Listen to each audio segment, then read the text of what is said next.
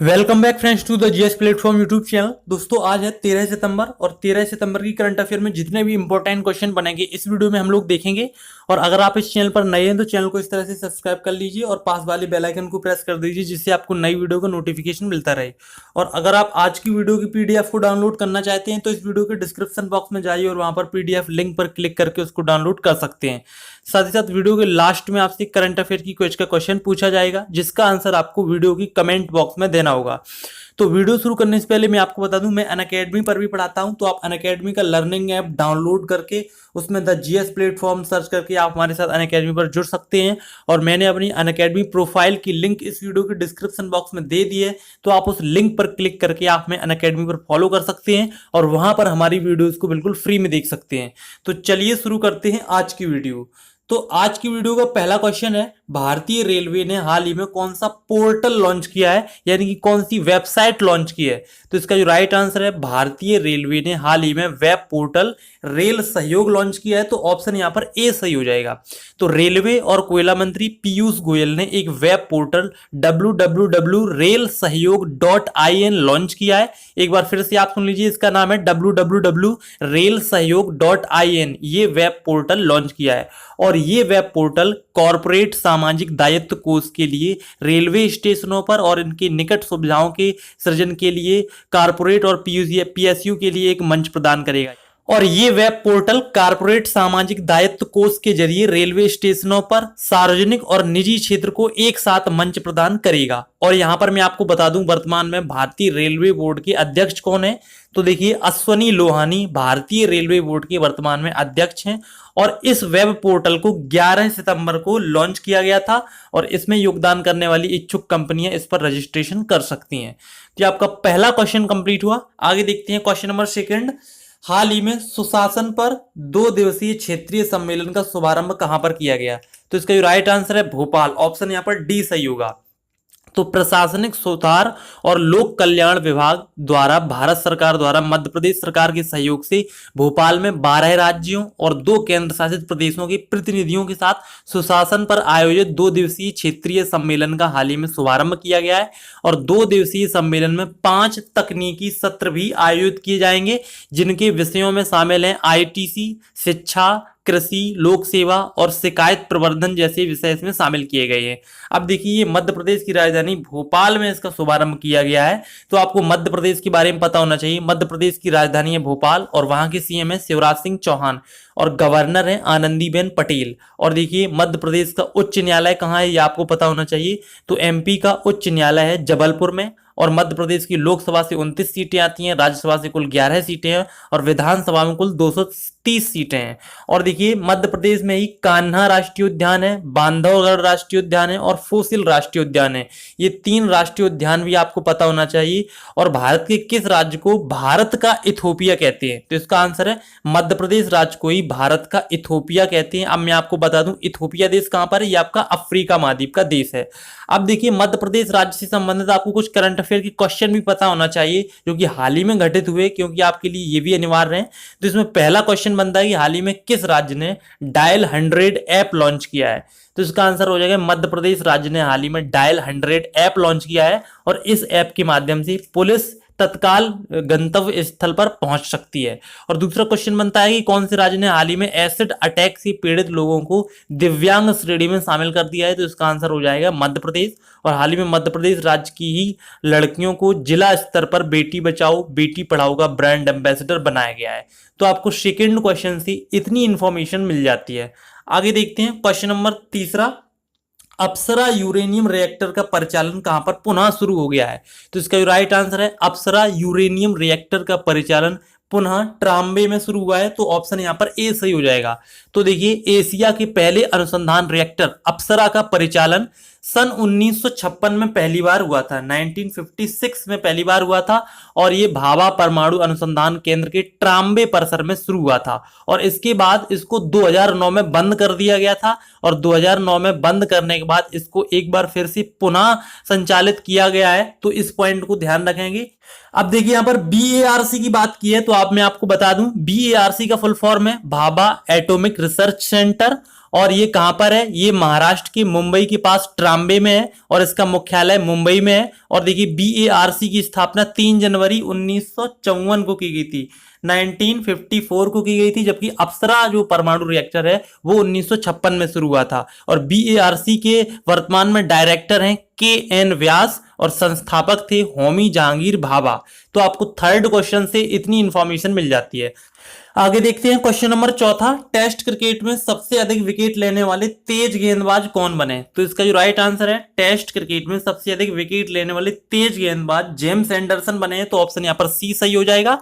तो James Anderson ने test मैचों में सबसे अधिक विकेट लेने वाले गेंदबाजों की सूची में उन्होंने पहला स्थान हासिल कर लिया है। यहां पर इस पॉइंट को आप ध्यान रखिएगा, यहां पर तेज गेंदबाज की बात की गई है, यानी कि फास्टर बॉलर की बात की गई है। तो उन्होंने हाल ही में कुल 564 विकेट ले लिए और उन्होंने ऑस्ट्रेलिया के महान गेंदबाज ग्लेन मैकग्रा के 563 विकेट के रिकॉर्ड को तोड़ दिया है और टेस्ट क्रिकेट इतिहास के सबसे सफल तेज गेंदबाज बन गए हैं।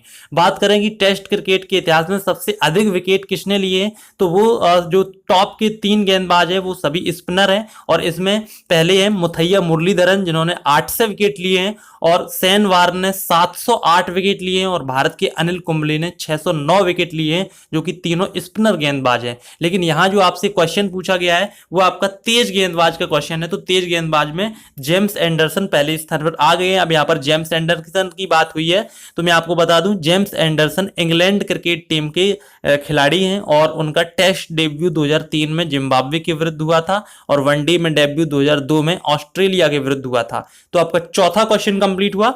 आगे देखते हैं क्वेश्चन नंबर 5वां, प्रधानमंत्री नरेंद्र मोदी की पुस्तक एग्जाम वॉरियर्स हाल ही में किस भाषा में लॉन्च हुई? तो इसका जो राइट आंसर है तेलुगु भाषा, ऑप्शन यहां पर डी सही हो जाएगा।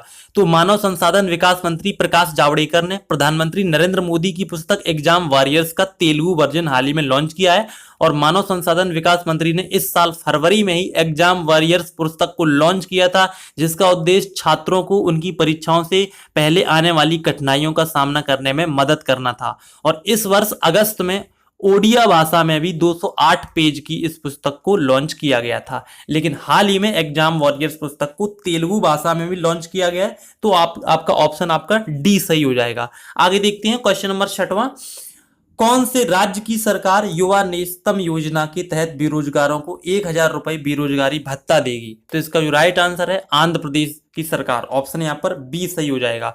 तो आंध्र प्रदेश के मुख्यमंत्री एन चंद्रबाबू नायडू ने 2 अक्टूबर 2018 से युवा नेस्तम योजना के शुभारंभ की घोषणा कर दी है, यानी कि ये योजना 2 अक्टूबर 2018 से शुरू हो जाएगी और इस योजना के तहत राज्य के बेरोजगार युवकों को 1000 रुपए का बेरोजगारी भत्ता दिया जाएगा। और इस योजना का मुख्य उद्देश्य कौशल विकास, स्वरोजगार के अवसर प्रदान करके युवाओं को सशक्त बनाना इसका लक्ष्य रखा गया है।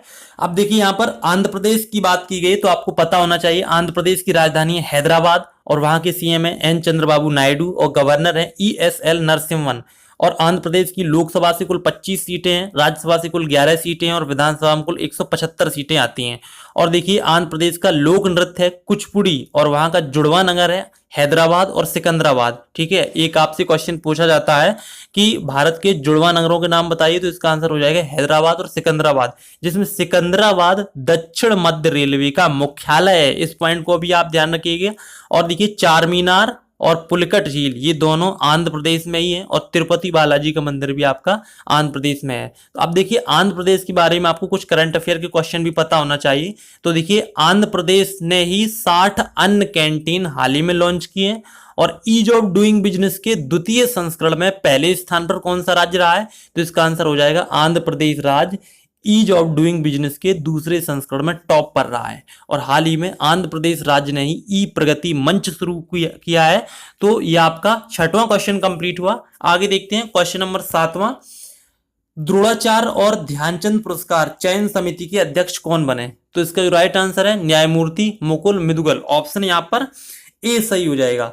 तो देखिए न्यायमूर्ति मुकुल मुदगल को 2018 के लिए द्रोणाचार्य और ध्यानचंद पुरस्कार विजेताओं की चयन समिति के लिए 11 सदस्यीय चयन समिति का अध्यक्ष बनाया गया है। और मैं आपको बता दूं कि ये सेवानिवृत्त न्यायाधीश हैं और मुकुल मुदगल को पहले 2013 में IPL स्पॉट फिक्सिंग की जांच करने के लिए भी नियुक्त किया गया था।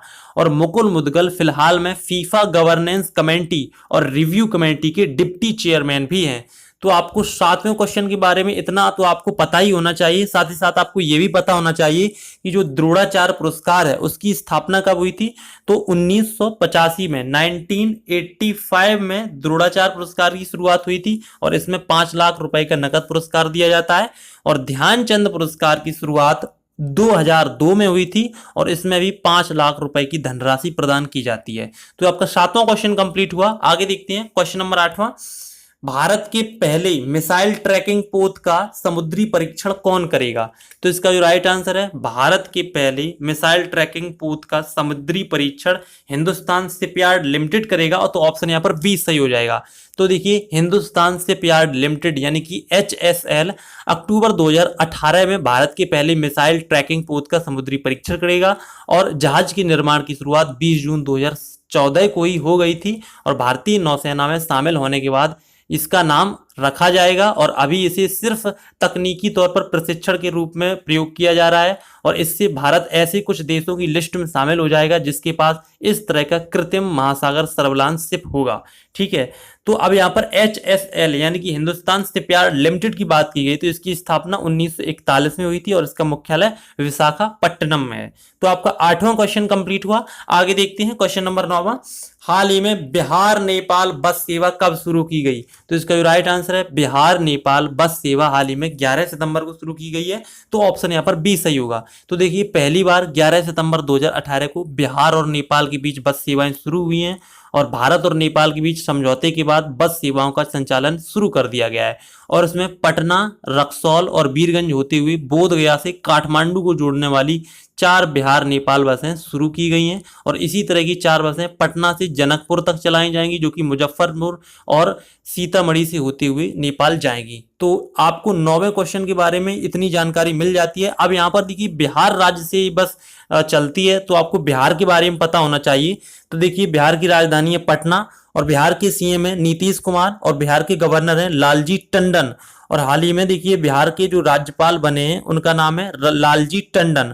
और देखिए बिहार की लोकसभा से कुल 40 सीटें हैं, राज्यसभा से कुल 16 सीटें हैं और विधानसभा में कुल 243 सीटें आती हैं। और देखिए आपको यह भी पता होना चाहिए बिहार से झारखंड कब अलग हुआ था, तो इसका आंसर हो जाएगा 15 नवंबर सन 2000 को बिहार से ये अलग हुआ था। अब देखिए बिहार के बारे में आपको बता दूं कुछ एक्स्ट्रा फैक्ट आपके लिए बहुत ही जरूरी है। देखिए बिहार के हाल ही में मुख्य न्यायाधीश कौन बने हैं, तो इसका आंसर है पटना उच्च न्यायालय के नए मुख्य न्यायाधीश या फिर बिहार के मुख्य न्यायाधीश मुकेश आर शाह बने हैं। और हाल ही में बिहार राज्य के मुख्यमंत्री ने ही मुख्यमंत्री कन्या उत्थान योजना भी शुरू की है और विश्व की सबसे सस्ती स्वच्छ पेयजल योजना भी बिहार ने शुरू की है। ठीक है, अब यहाँ पर नेपाल के बारे में भी आपको पता होना चाहिए। नेपाल की राजधानी है काठमांडू और नेपाल के पीएम है केपी शर्मा ओली और राष्ट्रपति है विद्या देवी भंडारी और वहां की मुद्रा है नेपाली रुपया।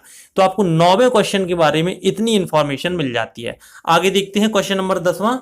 भारत, ईरान, अफगानिस्तान के बीच त्रिपक्षीय बैठक का आयोजन हाल ही में कहां किया गया, तो इसका जो राइट आंसर है भारत, ईरान, अफगानिस्तान की त्रिपक्षीय बैठक हाल ही में काबुल में संपन्न हुई। तो ऑप्शन यहाँ पर सी सही होगा। तो देखिए ये जो बैठक है वो 11 सितंबर 2018 को काबुल में अपनी पहली त्रिपक्षीय बैठक आयोजित की गई और इस बैठक में चाबहार बंदरगाह के प्रोजेक्ट के कार्यान्वयन और आतंकवाद से निपटने पर सहयोग को गहरा बनाने के लिए तीनों देशों के बीच चर्चा की गई और भारतीय प्रतिनिधिमंडल का नेतृत्व विदेश सचिव विजय गोखले ने इसमें किया था। ठीक है, अब यहाँ पर देखिए ईरान की बात हुई है तो आपको ईरान के बारे में पता होना चाहिए। ईरान की राजधानी है तेहरान और वहां के प्रेसिडेंट हैं हसन रूहानी और मुद्रा है रियाल। और यहाँ पर देखिए अफगानिस्तान की बात की गई है तो आपको ये भी पता होना चाहिए अफगानिस्तान की राजधानी है काबुल और वहां के प्रेसिडेंट हैं अशरफ गनी और वहां की मुद्रा है अफगानी मुद्रा। ठीक है, तो आपका 10वां क्वेश्चन कंप्लीट हुआ। आगे देखते हैं क्वेश्चन नंबर 11वां। किस राज्य सरकार ने कैशलेस सिस्टम को राज्य में बढ़ावा देने के लिए ई रायथू लॉन्च किया है, तो इसका जो राइट आंसर है आंध्र प्रदेश। ऑप्शन यहां पर ए सही हो जाएगा। तो आंध्र प्रदेश सरकार ने एक मोबाइल प्लेटफॉर्म ई रायथू यानी कि तेलुगु में इसको बोलेंगे ई किसान लॉन्च किया है जो छोटे पैमाने पर किसानों को उचित मूल्य पर अपने उत्पाद का व्यापार और विपणन करने में सक्षम बनाएगा। ठीक है, और ई रायथू को मुख्यमंत्री एन चंद्रबाबू नायडू ने लॉन्च किया है और इस मंच को केन्या की राजधानी नैरोबी में वित्तीय समावेशन के लिए मास्टर कार्ड लैब द्वारा विकसित किया गया है और भारत के पुणे में आधारित लैब टीम द्वारा भारत में उपयोग के लिए अनुकूलित बनाया गया है। ठीक है, अब आंध्र प्रदेश के बारे में आपको इन्फॉर्मेशन हम इसी वीडियो में आपको दे चुके हैं। तो आपका 11वां क्वेश्चन कंप्लीट हुआ। आगे देखते हैं इस वीडियो का 12वां क्वेश्चन। एशियाई खेलों के स्वर्ण पदक विजेता अमित पांघाल को किस पुरस्कार के लिए नामित किया गया है? तो इसका जो राइट आंसर है, एशियाई खेलों के स्वर्ण पदक विजेता अमित पांघाल को अर्जुन पुरस्कार के लिए नामित किया गया है। तो ऑप्शन है आपका यहाँ पर बी सही हो जाएगा। तो भारतीय मुक्केबाज अमित पांघाल जो कि एशियाई खेलों में स्वर्ण पदक जीते हैं, उनको भारतीय मुक्केबाजी महासंघ द्वारा इस वर्ष के अर्जुन पुरस्कार के लिए नामित किया गया है। और मैं आपको बता दूं कि अमित यानी कि अमित पांघाल खेल रत्न के बाद दूसरे शीर्ष खेल सम्मान के लिए मुक्केबाजी उम्मीदवारों की सूची में सोनिया लाठेर और गौरव बिछुड़ी के साथ शामिल हो गए हैं। और अमित ने एशियाई फाइनल में उज्बेकिस्तान के खिलाड़ी ओलंपिक चैंपियन हसन बॉय को पराजित किया था। और मैं आपको बता दूं कि हॉकी के जादूगर मेजर ध्यानचंद की जयंती के उपलक्ष्य में हर वर्ष 29 अगस्त में आयोजित होने वाले राष्ट्रीय खेल पुरस्कार का जो समारोह है वो 25 सितंबर 2018 को आयोजित किया जाएगा और इसी तिथि में ये पुरस्कारों का वितरण किया जाएगा।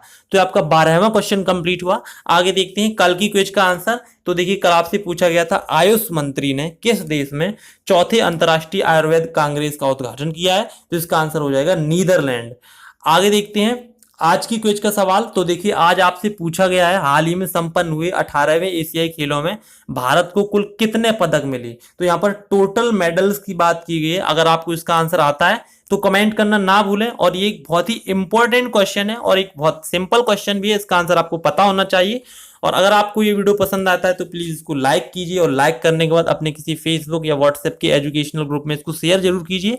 और अगर आपने अभी तक हमारे फेसबुक पेज को ज्वाइन नहीं किया है तो फेसबुक पेज को ज्वाइन करने के लिए इस वीडियो के डिस्क्रिप्शन बॉक्स में जाइए और वहां पर फेसबुक पेज की लिंक पर क्लिक करके आप हमारे फेसबुक पेज को ज्वाइन कर सकते हैं, जहां पर आपको कॉम्पिटिटिव एग्जाम के लिए इंपॉर्टेंट करंट अफेयर के क्वेश्चंस आपको वहां पर मिलते रहते हैं। और अगर आपने अभी तक रेलवे ग्रुप डी के लिए स्पेशल करंट अफेयर की वीडियो नंबर 2 नहीं देखी है तो आप एंड स्क्रीन में यहाँ पर देख सकते हैं। इस वीडियो पर क्लिक करके आप इसको देख लीजिए, जो कि बहुत ही इंपॉर्टेंट है अगर आप रेलवे की एग्जाम में शामिल हो रहे हैं तो मिलते हैं अगले वीडियो में। तब तक के लिए नमस्कार।